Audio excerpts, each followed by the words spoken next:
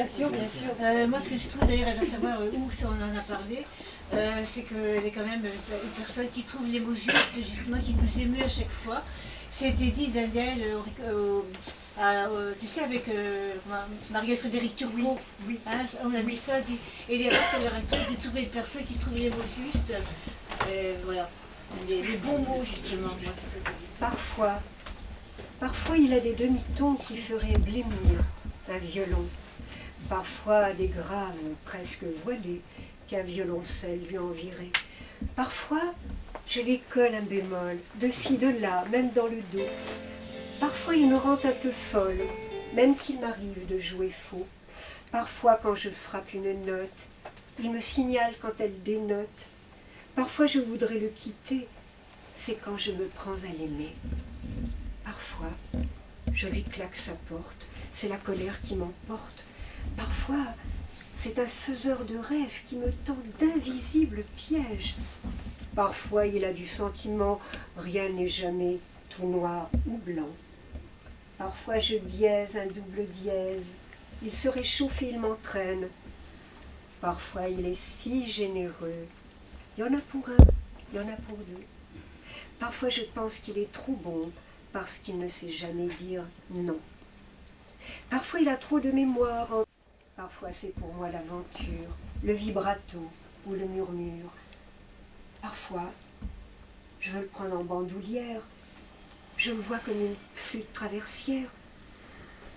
Parfois il croit que c'est du pipeau quand je le trouve magnifiquement beau. Parfois il se pose, note à note, comme s'il effleurait ma menotte. Parfois il a des coups de blues, mais qui durent du 1er au 12. Parfois, il est pianissimo, il commence comme un concerto. Parfois je le touche, il me touche, c'est le doux baiser sur la bouche.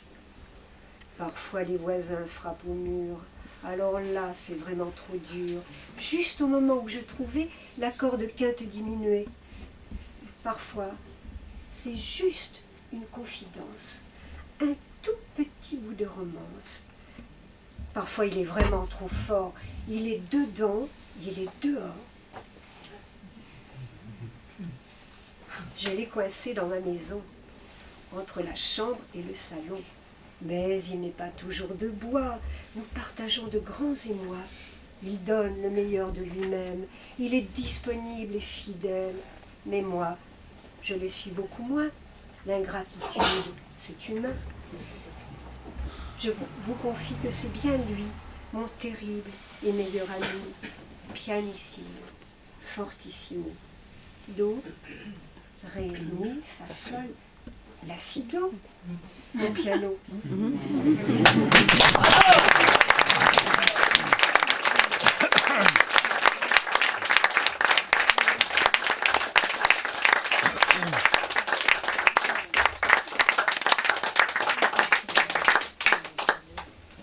Alors, est-ce que vous avez préparé des questions? Moi, j'aimerais Oui. que Daniel nous raconte un peu Ça parcourt un petit peu. Je ne sais pas par quoi commencer parce que les débuts de parcours sont très confus parce qu'on ne sait jamais où un parcours nous mène. Et on ne sait même pas si c'est un parcours. Je veux dire, quand j'ai commencé à écrire, c'était très confus. J'ai eu en fait un irrésistible besoin de musique.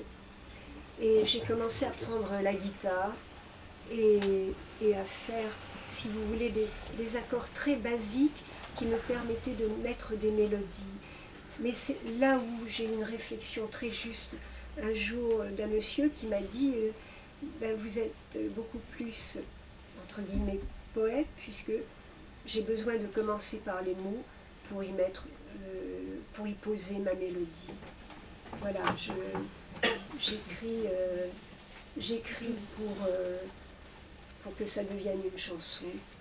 Et c'est pour ça que jamais j'aurais pu me prendre pour un poète, puisque la poésie me semblait être tout à fait autre chose,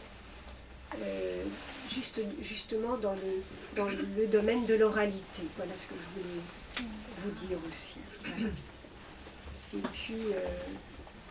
Et puis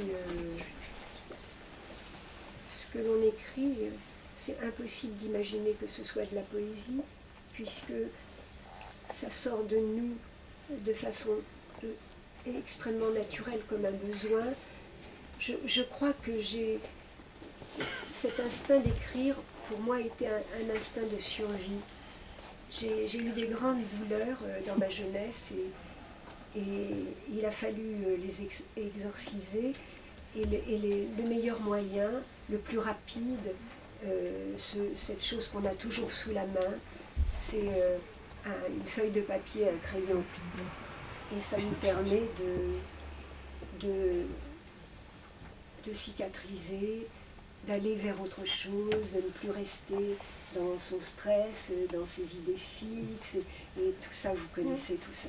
Donc on sait que c'est cet échappatoire qu'est l'écriture est vraiment un baume dans notre vie. C'est bien pour ça que vous êtes ici et moi avec vous. Voilà. C'est ça. Voilà.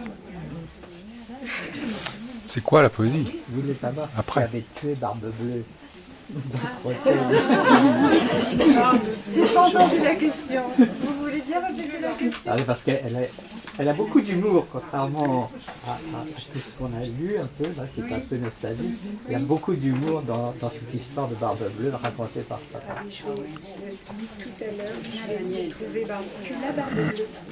Merci. Merci. Une seconde, parce que j'ai besoin de mes lunettes.